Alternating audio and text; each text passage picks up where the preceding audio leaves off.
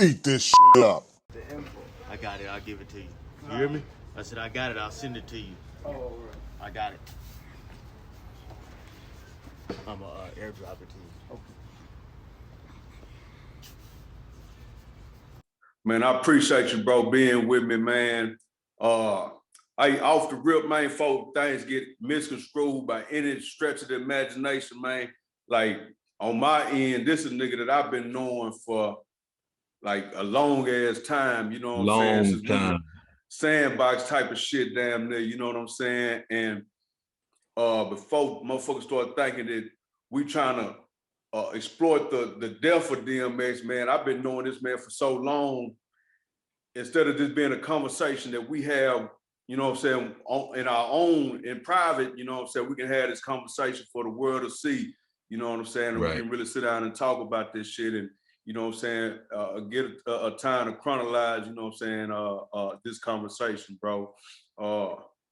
Big Chris Wallace, man, he got a infamous, popular name, man, but man, tell me like, first of all, man, thank you for being with me, bro.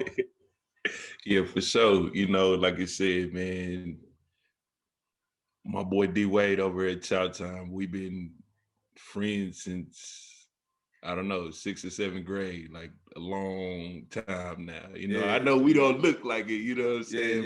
Yeah.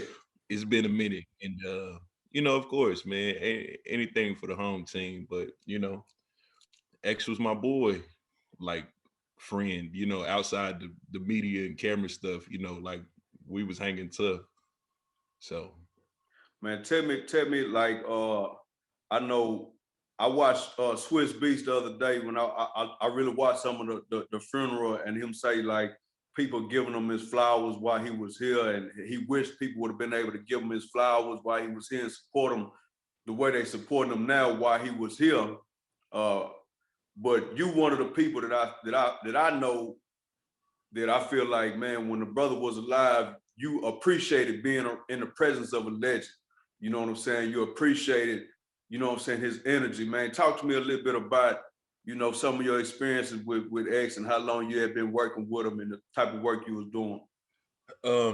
okay, so let's back it up. You know what I'm saying? Because I think it's important to set the stage about really what I have been doing, you know. So I never really cared about social media or the internet per se. Like I wanted to make galleries that are as big as the side of the building.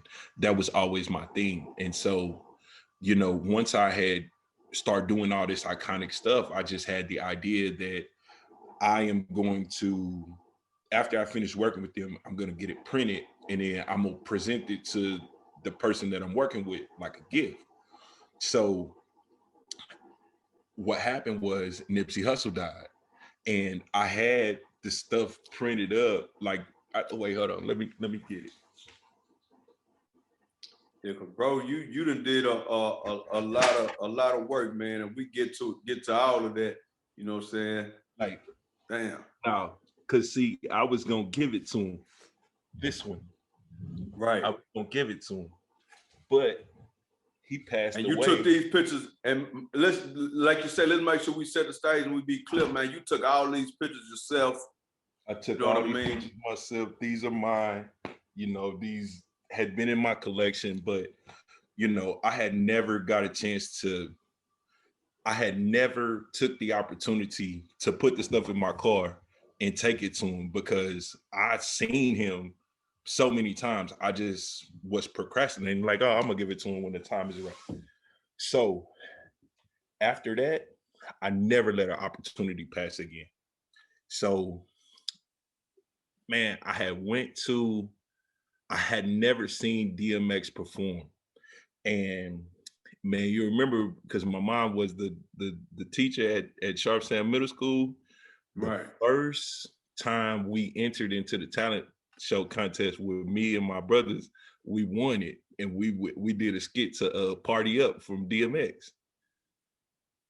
So you know what I'm saying? Like I manifested it because I was like, man, I want to see him perform because he was always on the East Coast, never come to the West Coast, and when he came to San Diego, I went down to the House of Blues and I watched the show, and it was one of the greatest hip hop performances that I've seen. I mean, you know what I'm saying? Bro did the whole Flesh of My Flesh, Blood of My Blood, you know what I'm saying, album, and it was just great. But then I said, damn, I got to work with this dude. Then he got added on to the bill for Once Upon a Time in Long Beach. So I'm like, bet I'm gonna run into this nigga. So of course I do end up running into him, but I never really get the link. You know, it's a lot of people, and I don't want to, you know what I'm saying? Like, from the stories of this dude, I'm trying to figure out how I'm gonna approach him. Cause you know what I'm saying? Like, Right. I'm a real respected person. You know what I'm saying? You don't just walk up in people's face and just put the camera with the flash at nighttime and just, you know, snap in their face. Like, I might have to fight this dude or something. So, you know what I'm saying? I'm always real respectful. So it's like, I'm just watching him, listen to him, talk to everybody. And I'm like, all right, cool. This is what it was meant to be. I'm gonna work with bro. So fast forward a whole year later, my boy, you know what I'm saying, who's a DJ and was engineering his project, he hit me up, my boy DJ Liko, like, hey, pull up, you got some work for X. I'm like, bro, I got this shit in the garage ready to go out the gallery for sure. So you could see it on the internet. It's a picture of I went to his house, you know what I'm saying? I pulled up on him. I had already signed it for him, you know what I'm saying? Gave it to him, and I was just like, bro, you know what I'm saying? I just really wanted to show you some fan appreciation because I grew up listening to your music, and I wanted you to, you know what I'm saying, have this piece of art. And so, but I had this one loaded up on deck in the car, and you know what I'm saying, as you can see, he signed that bad boy. Oh man. To Chris Wallace, love DMX, God bless. Oh man. So I just knew I was gonna get that one to sign, because I had a black and white one, but I couldn't decide which one I wanted to give him more, but I gave him the black and white and I took the color one. So, you know, these hanging up in my house right now. Man, tell me, man, what was DMX Energy like? You know what I mean? X's energy was wait. I got to meet Earl Simmons. Yeah. I ain't get to meet DMX. I was Explain that. Like, DMX was his persona. But I mean, like I said, the day that I met him, I was getting ready to go. And the other homie was like, nah, come on in. And so, you know what I'm saying? They just asking me questions about, you know what I'm saying, photography, and, you know what I'm saying, we just talking, and I get to show them my portfolio, and they like, all right, bro, you hired. And I'm like, hired for what? So, you know what I'm saying, that's how I became DMX personal photographer. But like I said, that when we sitting in there, and you know what I'm saying, DMX is on parole, so he don't smoke, I don't smoke. We just sitting there drinking Hennessy, you know what I'm saying? I got my cup, he drinking out the bottle. And you know what I'm saying, we just sitting there listening to music at first, and then we put on some Netflix. Then, you know what I'm saying, we just sitting in the living room, you know what I'm saying, it's probably about 4 or 5 of us. We just chilling, watching TV, and you know what I'm saying, talking shit to the movie. I mean, just like a normal, you know what I'm saying, homie would catch up. And you know what I'm saying, then we get to talking about life and perspectives. And I mean, bro was like, he's like a real down to earth person. And then, so, you know what I'm saying, he'd be like, come on, dog, I gotta go get my laundry. It was like, all right, shit. It was like knowing damn well I shouldn't have gotten in the car with this dude. You know what I'm saying? We riding all over West LA and stuff like that. You know what I'm saying? Just rolling around. Then, I mean, I hung out with him damn near like a month straight. And then I'm like, hey man, I gotta get back to work. Like, you know, I love y'all, but hanging out with y'all, I can't make no money. So Yeah. you know what I'm saying? But you know, we did get to shoot a music video with another guy, my other homie, Shizzy. Unfortunately, he had passed away in December too, in Mexico. Wow. He drowned. But him and X actually, you know what I'm saying, they got a project coming out, you know what I'm saying? But in the family, yeah. So they got a project coming out, and man, we was rolling down Sunset Boulevard, and the police pulled up on us, and they was playing Party Up over the loudspeaker, and they escorted us where we needed to go. Yeah. It was dope. Man, I thought we was about to go to jail. That's crazy, man. Had you had the opportunity to listen to any of the new album he was working on? I don't want to know nothing, you know. Just have you had a chance to listen to some of them? Yeah. Was it vintage DMX, or was it? How would you classify it? Definitely vintage VMX, but not see. It got some features on it, but the people that's featured on it, they in they rare form too. Yeah. So you're talking like, you know what I'm saying, some of the big hitters rapping like they was in 02, 03, 04. You know what I'm saying? It's like it's surprisingly, you know what I'm saying, refreshing. And you know, actually it's crazy what I told him. I said, bro, you know why you a legend? Nobody never remixed none of your songs. It's hard to fuck with, man. Hard to fuck that's what with. I'm saying.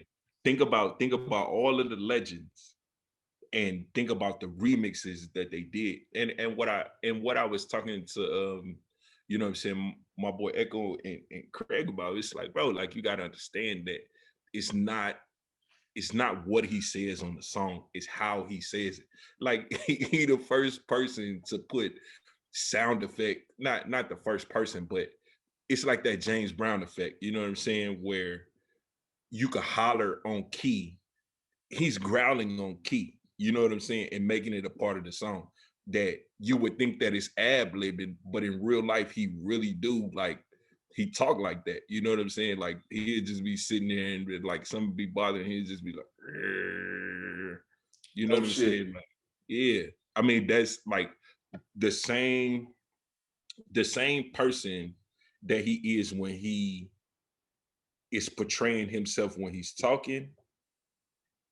That's the same person that you get when you meet in public. And I understand what Swiss was saying. I think that he was talking from the industry perspective. Everywhere that X went, X got mad love. A lot of people loved X, and they always try to make sure that they showed him. But bro, the stuff with X, it would be like, you'll hear some crazy story, and then you'll see him pop up in a Denny's in Idaho or something like that. It'd be like, what the fuck is DMX doing out here? You know what I mean? It's just like, he would just be in these random places, like just showing up and having these epic stories of, you know what I'm saying, him working behind the register, or, you know what I'm saying, doing something crazy. So it was definitely a nostalgic experience to be able to be in his presence and kind of see him in the way that the public don't really get to see him. Did you anything that you, what's like the most thing that you took from him? Something, is there anything that you took from him that you can kind of like hold on to, you know what I mean, for the rest of your life, and even maybe even something that you perhaps even learned from him? Be kind to people. That's what I was thinking, man. X was a real kind person. You know what I'm saying? Like,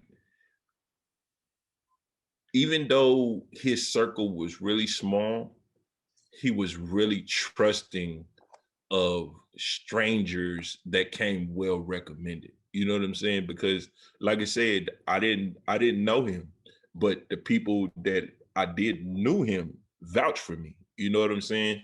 And that's why I said, like, as a photographer, you know what I'm saying, I'll be privy to access to a lot of things that, you know what I'm saying, not normal people, but, you know what I'm saying, people outside of the industry would never would probably never had the access to. So, you know what I'm saying? I never wanted to abuse that type of trust, you know what I'm saying, by, you know what I'm saying, taking unauthorized pictures and all that, you know what I'm saying, different type of stuff. Like I always ask, like, is it cool for me to do, you know what I'm That got saying? to be a XYZ? fine line, especially Yeah, with rappers, because I know I've been around my share of rappers, and you know sometimes you get the energy like, damn, should I be taking these pictures, or should I be filming this, or should I not be filming this? Do I want to make sure I capture this, or do I let that, you know what I'm saying? Do I let this right, moment go, right, or what? So I know they got to be a hell of a line of tread. right. And then, bro, I ain't even gonna lie. I mean, if I'm sitting right here, like literally 2 feet from me is DMX. So I'm in my head, I'm just saying, like, nigga, do you know where you at right now? Like, you sitting in this nigga house on this nigga couch, drinking this nigga drink. Like, nigga, it's DMX. Bro, you seen that Woodstock footage. It was like a billion people out there. And I'm sitting next to this dude just talking like regular. You know what I'm saying? Like, that's it for me. You know what I mean? Like, meeting the people and they are who I thought that they were. You know what I'm saying? And that don't happen all the time. It don't always happen, you know. But bro, I mean, like, there was a situation that arise, and we was talking about the Me Too stuff, and he was like, man, like, I never would do nothing like that to no women. I got sisters, I got a mother, you know what I'm saying? I got daughters. Like, if a girl don't want to, you know what I'm saying? Like, all right, fine, just leave. You know what I mean? Like, it's just like, you would never think that some people, when they have in a position of power, they be, you know what I'm saying, doing all this type of stuff. But that just spoke to, you know what I'm saying, the character of the dude. And on top of that, he made songs 20 something years ago, and he's still, like, off the top, just could go right into them. You know what I mean? Like, bro just had, but you could see it though. You could see the pain in his eyes. You could see it. Like, it's just something always bothering him. Yeah. It was just something always bothering him. But he just, you know what I'm saying, just always was pushing through it. But most definitely, bro, like, he was definitely a real one. You got some amazing art, bro. What's some of the other people that you done work with? I know you're doing some things with Scott Storch. Man, you name them. I worked with Billie Eilish before she won Grammys. I worked with her before she won Grammys. Of course, you know what I'm saying? I worked with the homie Scott Storch, you know, Steve LaBelle. I mean, I worked with everybody on Mount Westmore except for E40. And, you know, I just never really go to the Bay. So, but I know that's an easy call because, you know, I know a lot of people through 6 Degrees of Separation that, you know what I'm saying, I could get to shoot your show. But, you know what I'm saying, Too Short, Ice Cube, Snoop. I work with Nate Dogg's son. I work with Bone Thugs and Harmony. Of course, you know what I'm saying, I work with the All Money In crew. And you know what I'm saying, I just started working with Carl Thomas. I think sometimes when people I ain't gonna call them entrepreneurs. I think people in general sometimes they don't seem to realize the value of ambition. You know what I mean? And or they think that it's some type of secret and a secret kind of fucking shit you got inside of you that you're just so fucking ambitious and people can do this and do that, man. Like, I think when I think about you and I think about myself and I think about some other people that came, you know, from where we came from, specifically where we came from, to just to follow their dreams, man. What kind of advice can you, as somebody that came from Houston, Texas, somebody that probably as a child never thought that that you be having an interview today talking about your relationship with DMX. You know what I'm saying? Tip, what kind of advice that you can give somebody that's watching right now about following their dreams and keeping hope alive, like Jesse Jackson say? Have a plan, man. That's one thing I can say with you. You always had a plan. Even regardless about what it was, you know, you had a plan. And you had an A plan and a B plan, and if all that stuff work out, you had. Man, you had. Let's talk about you, bro. Don't talk about me. But what I'm saying is have a plan. You know what I'm saying? Like I had a plan, and the plan was just the first step. Because once I manifested in my mind what I wanted, it started to come true. But I had to learn to be more specific, because I was just talking about how I'm gonna upgrade my stuff and I'm gonna get a new bag. Then somebody broke in my car, took my bag, took my camera lenses, you know what I'm saying, got one of my cameras, you know what I'm saying? But now I'm like, okay, like I need to go buy this, or you know what I'm saying, XYZ. But the streets ain't for everybody. Matter of fact, the streets ain't for nobody. Leave that shit alone. Like, you're not getting away with none of this stuff. Like, these people thinking they gonna run up these PPP loans and go buy a house and a car. Like, bro, they're gonna get you. Like, they're going to get you. Like, anybody that be doing, you know what I'm saying, egregious, illegal stuff, bro, yeah, I stay away from them. Because that type of stuff, you get by, but you don't get far. So, you know, I mean, people could call it a square, whatever, but at the end of the day, I'm the one that take care of my family. And I'm not about to mess that up for nobody. You know what I'm saying? Bro, it's all type of lections and other stuff that I could be hitting. But if you got to go sit down for 15, 20 years, like 2 years, 3 years of balling, that ain't none of that stuff worth it. You know what I'm saying? So like, man, it's okay to find your passion. You know what I'm saying? Because when we was in school, I wasn't into photography. You know what I'm saying? They didn't have no multimedia classes and stuff for when we was in school. You know what I'm saying? So it's the people that are younger than us have a lot of opportunities for fresh starts, and people that are our age or older, you know, every day is a new day to, you know what I'm saying, transition and reinvent yourself. I can stop doing this stuff today and, you know what I'm saying, become a airline pilot tomorrow or whatever, you know what I'm saying, follow your dreams.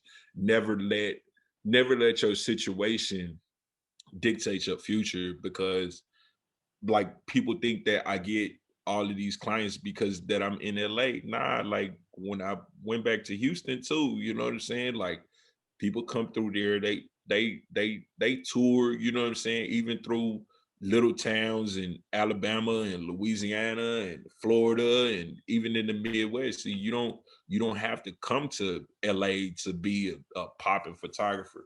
Get it popping where you at. Man. Or you know what I'm saying, that's with anything. You just got to have the determination to see it through, and a lot of people don't have the stamina for this. Man, I tell you what, man, when next time you come to Houston, man, I want you to catch me and a guy in a good pose, in a good position, and take a good picture of me that I can hang up my, you know what I'm saying?